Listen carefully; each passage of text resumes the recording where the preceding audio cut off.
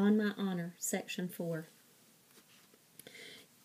Joel and the girl stood side by side waiting. Joel wondered for a moment if he should be back in the water looking too, but the memory of the current pulling at him, holding him down, turned his legs to lead. He couldn't move towards the river again. The boy was going to find Tony anyway. Joel was certain of it. The first time the boy surfaced, Joel called out excitedly, "Tony!" But the teenager's hands were empty, and Joel stifled a second, more forlorn cry. "The current probably took him that way," Joel called, pointing towards the bridge, and the boy nodded and ducked under again, swimming farther out this time and emerging downriver 10 or 15 feet. He stayed with it, turning in every direction, diving again and again until his chest heaved and he staggered when he stood. His girlfriend paced on the bank, crackling her gum steadily. Be careful, she said occasionally, more to the surrounding air than to her friend. "You won't find anything there," she called desperately when he swam almost to the middle of the river once. "He wouldn't have gone that far out. But what if he did?" Joel demanded, and the girl didn't answer. She looked as though she were about to cry. Joel stood on the bank and called helpful directions, but finally, despite Joel's encouraging suggestion to try just a bit farther down, the boy began wading toward shore. His head was lowered so the water sheeting off his hair wouldn't drip into his eyes.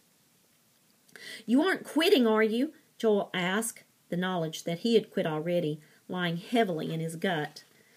"Yeah," the boy gasped, picking up his shirt and wiping his face with it. "I'm quitting." "But you can't," Joel wailed. "You just can't." The boy shrugged. He spoke between deep, quivering breaths. "Look, do you know how long it takes somebody to drown?"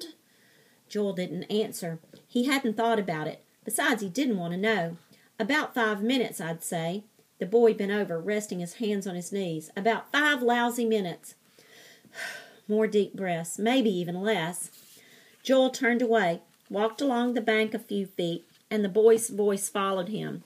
The boy was beginning to breathe more normally now, and the words came out in larger clumps. "And how long was it before you even got me down here? 10 minutes? 15? Joel couldn't respond. "And do you know," the boy went on, straightening up slowly, "how hard it is to find anything in a river like this? How fast the current would pull somebody along?